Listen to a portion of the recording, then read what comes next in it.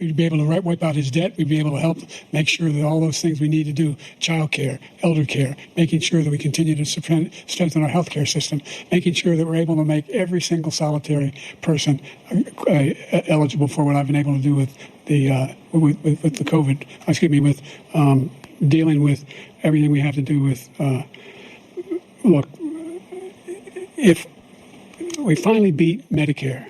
Thank you, President Biden. President Trump?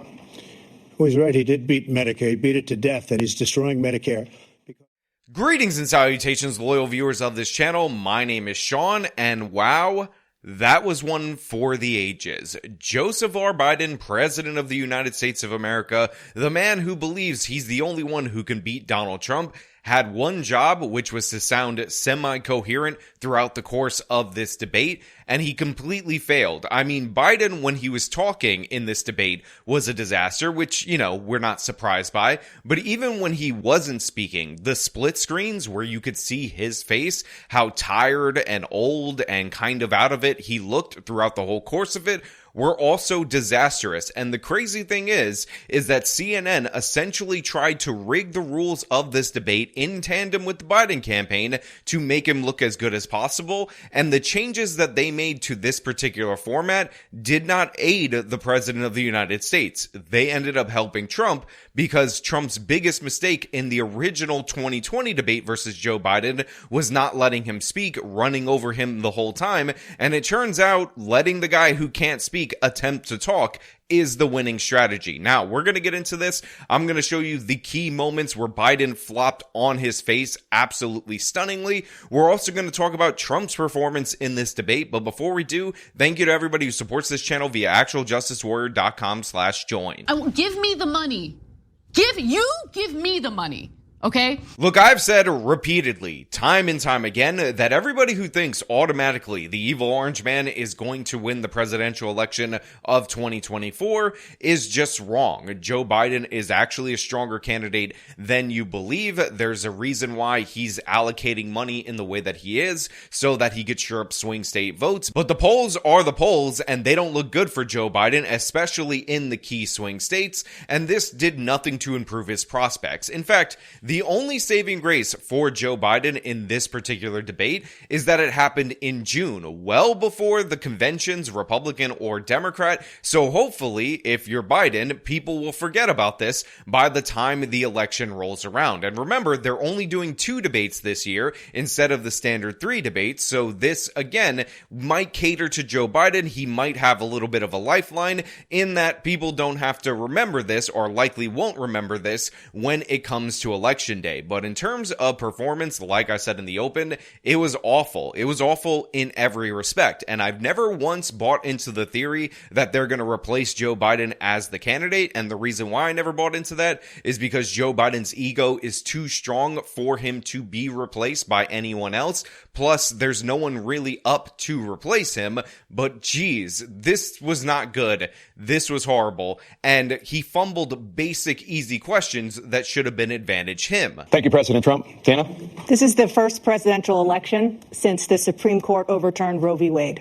This morning, the court ruled on yet another abortion case, temporarily allowing emergency abortions to continue in Idaho, despite that state's restrictive ban.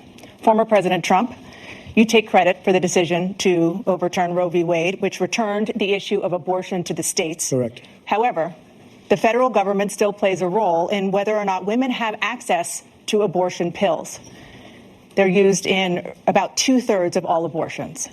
As president, would you block abortion medication? So this debate was basically over in 10 minutes. It was very unlikely Joe Biden was going to recover from the moment he started talking, but this question right here was the best puncher's chance that Joe Biden had, because despite the fact that a lot of people in the conservative movement, the overwhelming majority of them are in fact pro-life, I have a ton of pro-lifers in my audience, the fact of the matter is abortion is a losing issue for the Republican Party, and they asked Trump this question. There's a reason they focus focused on it, and that is because this is what drove the underwhelming performance of Republicans in the 2022 congressional races. And Trump, by the way, did not give the best answer to this question. I'm going to play a little bit of that, and then we're going to see what Joe Biden did with that fastball right down the middle that he should have hit out of the park, that any other Democratic candidate would have hit out of the park, because it's kind of amazing. 51 years ago, you had Roe v. Wade, and everybody wanted to get it back to the states. Everybody, without exception. Democrats, Republicans, liberals, conservatives,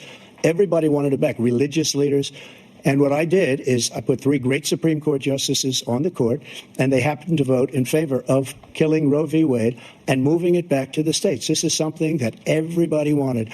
Now, 10 years ago or so, they started talking about how many weeks and how many this, and getting into other things. But every legal scholar throughout the world, the most respected, wanted it brought back to the states. I did that. Now the states are working it out. If you look at Ohio, it was a decision that was an end result that was a little bit more liberal than you would have thought. Kansas, I would say the same thing.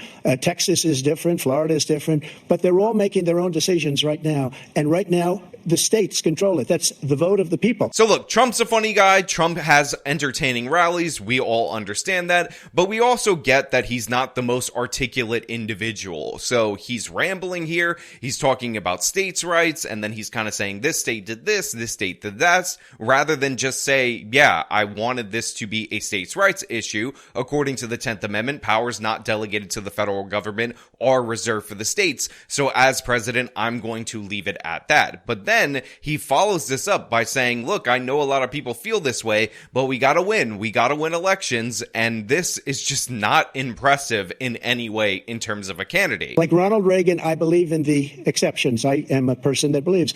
And frankly, I think it's important to believe in the exceptions. Some people, you have to follow your heart. Some people don't believe in that. But I believe in the exceptions for rape, incest, and the life of the mother. I think it's very important. Some people don't. Follow your heart. But you have to get elected also, and because that has to do with other things. You got to get elected. Now, look, we have to be 100% real. Abortion is a losing political issue for the Republican Party, and this is, in fact, true. You should take a position that better suits yourself to win an election, because in reality, we are looking at a next president that is likely going to appoint the replacements for Clarence Thomas and Justice Alito. So very easily, if people get mad on the pro-life side at the Republican Party for not going hard enough during election season on the pro-life issue, you could end up with Roe v. Wade being perfectly reinstated with these 2 replacements that will be appointed by the Biden administration. So technically, Trump is being honest, but he's being a little bit too honest right here. And a savvy political candidate, a opposition candidate like Joe Biden, should be able to call him out on this, should be able to say, you're not taking a position, you're being quite cowardly, you're just saying what you need to say in order to get elected, and you're not even smart enough to hide the ball from the American people. You're just making it public and outright that you're taking a pragmatic, strategic position rather than something that you actually believe. But guess what? Biden doesn't do that. Biden does something so insane, so crazy, so unheard of in terms of politics that I can't even believe it's real. You know, they were talking about cheap fakes and deep fakes for Joe Biden. Well, there's no need to ever do that. There's no need to ever cut up video to make it look like he pooped his pants or any of that crazy stuff that people have been doing on the internet.com, because Joe Biden, unfiltered, allowed to answer questions while Trump is muted, does enough damage to himself on his own. This answer is just insane. This is the highlight of the debate for the Trump campaign. It is the low light of Joe Biden's entire political career in terms of strategy. And again, this is a guy who has lost a bunch of primary elections and had a bunch of political fumbles throughout his entire career before he completely lost his mind. The idea that states are able to do this is a little like saying we're going to turn civil rights back to the states, let each state have a different rule. Look, there's so many young women who have been, including a young woman who just was murdered, and he went to the funeral. The idea that she was murdered by an immigrant coming in.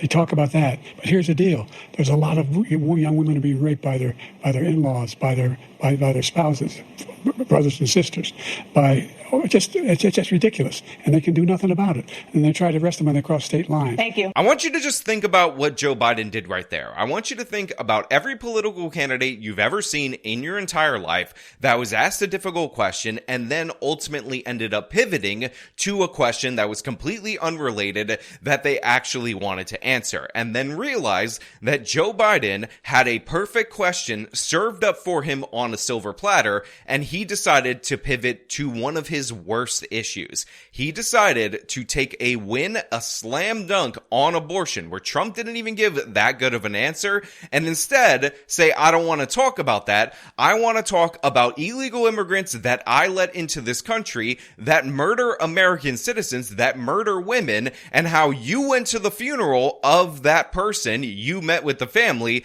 and I didn't. And then I'm going to say, well, to work it back to abortion, in-laws are assaulting women and they need abortions because of that. Look, I knew Joe Biden had lost it. I knew Joe Biden was not the man that he used to be. But this is horrible. This is any thought gets into his head in the moment and he's going to vomit it up, even if it's politically damaging for him. Again, I have consistently said that Joe Biden will not be replaced because Joe Biden refuses to be replaced. And even if they did replace Joe Biden at the convention, that would be a disaster for the Democratic Party because they didn't let a primary operate. They essentially booted RFK Jr., who again, I don't think is a serious candidate, but he was a lifelong Democrat. A Kennedy, by the way, out of the primary, made him run independent, and then they're just going to swap Joe Biden at the convention and people are going to be okay with that. On top of that, everybody thinks that Gavin Newsom is going to be the replacement candidate for Joe Biden, but there's a huge problem with that. Kamala Harris is on the VP ticket. You cannot have a president and a vice president that have the same state as their home state while they're in office. So for Gavin Newsom to be able to replace Joe Biden on the ticket, you would also have to replace Kamala Harris. And while you could say we're trying to get rid of Joe because he has health or whatever issue they may make up late in August, the fact of the matter is the subversion of Kamala Harris, who they promoted as the first black female vice president in American history, will not go unnoticed. So it's an absolute disaster for them in every possible way if they decide to go that route. And by the way, Gavin Newsom is likely to not even want to take that position because, as we discussed in a previous video, he is setting himself up for a presidential run in 2028, and he believes that he is the favorite to win that nomination. So why, if you're Gavin Newsom, would you give up your entire political career right here in this moment to do a long shot swap that people are going to feel absolutely awful about in the 11th hour to lose to Trump and then never be able to be president ever in the future when your whole life is you've been angling to get to the Oval Office? Obviously, that is not a good plan. And by the way, any other good candidate, any other person that could take the role is going to feel the same, but it's especially true for Gavin Newsom because of the Kamala situation and because, of course, he is insanely selfish about his own political future. Also, and this is breaking, after I shot this video and while I was editing it, Biden posted this video from a rally at Raleigh, North Carolina, where he essentially said he's not leaving despite his poor performance and his age. Let me close with this. I know I'm not a young man. State the obvious. Well, I know.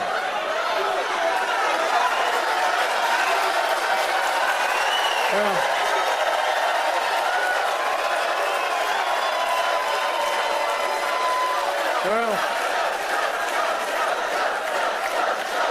I don't.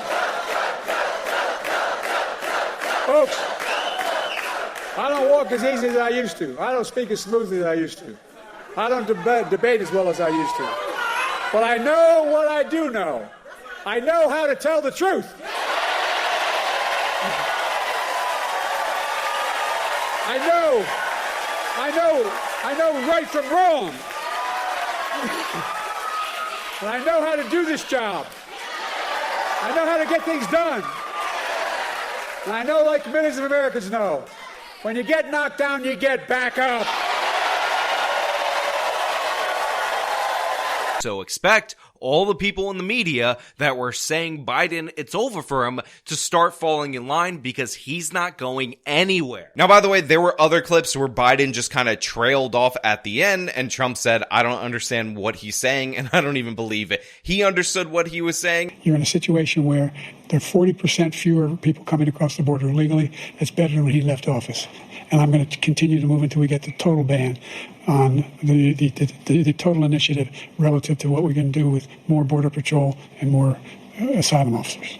President Trump? I really don't know what he said at the end of that sentence. I don't think he knows what he said either. Look. And again, even with the moderators helping him, cutting him off when he started to ramble and going to Trump, trying to hide from the American people what bad shape this guy is in, he still looked awful in every way. But there was one clip, besides the strategic foul that I talked about earlier, where he pivoted to illegal immigration, a losing issue for him and his campaign, from abortion, a winning issue for him and his campaign, and that was when they started going back and forth on golf. And CNN, I gotta give them credit for leaving both mics open, because this back and forth again didn't make Joe Biden look good. The craziest thing in American politics happened in this particular moment, where they started arguing about their golf handicap, and then Trump capped it off with something I'll remind you of in a little bit later. That I'm in very good health. I just won 2 club championships, not even senior, 2 regular club championships. To do that, you have to be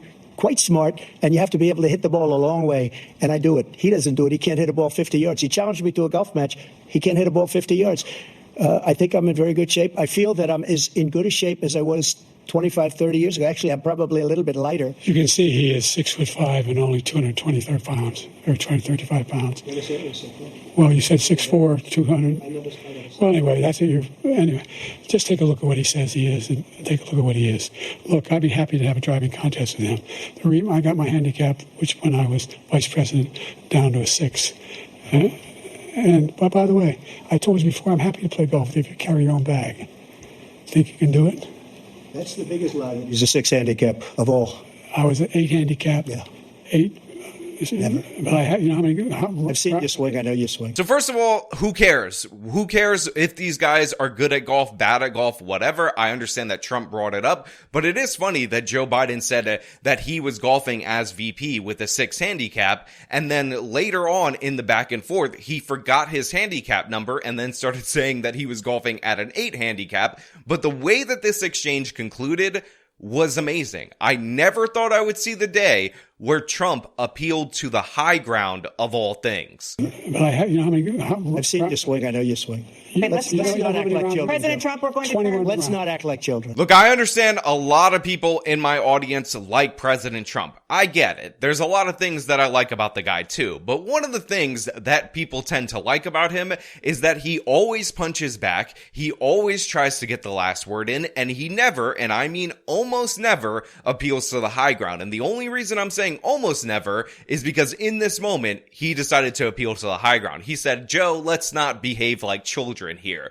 Absolutely crazy in every way that we saw Trump say, listen, we're getting distracted from the issues. Let's get serious, Joe Biden. Because remember, this is the guy who mentioned his you-know-what or implied something about his you-know-what against Marco Rubio in a previous debate. This is the guy that was mocking Jeb Bush throughout the whole course of the 2015 primaries. But in this particular instance, Trump was disciplined. In this particular instance, he was in control. The fact that he said that, it's just over for Biden. The guy's whole entire appeal is that he's the reasonable return to normalcy candidate. He's the normal one, and Trump is the radical. He's the reasonable one, and Trump is the crazy. And here we have, in this moment right here, him saying, shut up about your golf for a second. We need to talk about the real issues. Let's get down to brass tacks, sir. We need to discuss policy. Biden, I don't know how you could have fumbled this badly. Again, I knew it would be bad. I had anticipation that there would be horrible moments.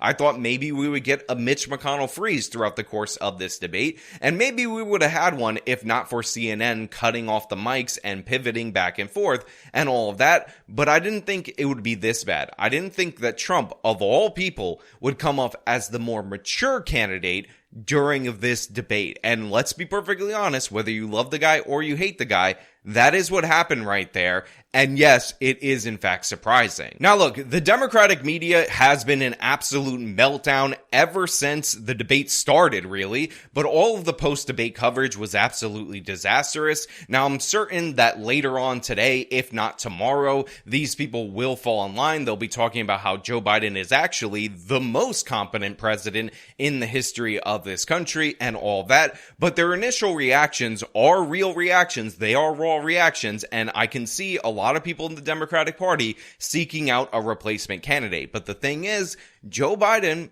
ain't gonna play ball with that. He wants to be president. He is obsessed with his own legacy. He has a huge ego. This idea that he's this humble man, just a public servant, is not the case. There's a reason he ran for president so many times, and there's a reason he decided that he was going to continue on this path earlier this year when people were trying to get him out originally. This is just how it goes. The man wants to be president. This is how these politicians are. The idea of them stepping down is absolutely crazy. And again, because he picked Kamala Harris because of the Black Lives Matter riots, which is amazing, George Floyd sowing the seeds for Joe Biden's destruction in 2024, he's really stuck because the guy that they want to replace him with cannot be on the ticket with his VP, so they would have to subvert the black woman in order to get him there. So it's absolutely amazing to see this unfold. It is amazing to see the media completely freak out, but remember, it's not over yet. Remember, they still have one more debate for Joe Biden to be hopped up on stimulants and sound semi-coherent, and that one is closer to the election. And we also have the Republican convention bump and then the Democratic convention bump to follow that, and we'll see where we are come November. By the way, another thing about Gavin Newsom that would be a disaster is the fact that in the Midwest, they build cars there, and Gavin Newsom banned non-electric vehicles, and if you've been following what's going on with the UAW, one of the biggest things that they were on strike about is the fact that electric vehicles actually take less personnel to build. So yeah, it's not looking good even if they go in that direction, even if they somehow finagle it and replace Biden with Gavin Newsom, because you have all of these different other factors. And again, it just looks shady. And again, Gavin Newsom's ego will not allow him to throw away his career on a long shot presidential campaign when he thinks he has 2028 in the bag. But you know what? Those are just my thoughts. I want to know what you guys think down in the comments below. What do you think of Joe Biden's performance? Did he absolutely kill it? And by kill it, I mean his campaign. Or did he somehow restore your faith in the American system? If you like this video, then show him by leaving a like, subscribe for more content, follow me on my social medias, support me via the support links in the description of this video. This has been me talking about the absolute disaster that was Joe Biden's debate performance. Till next time.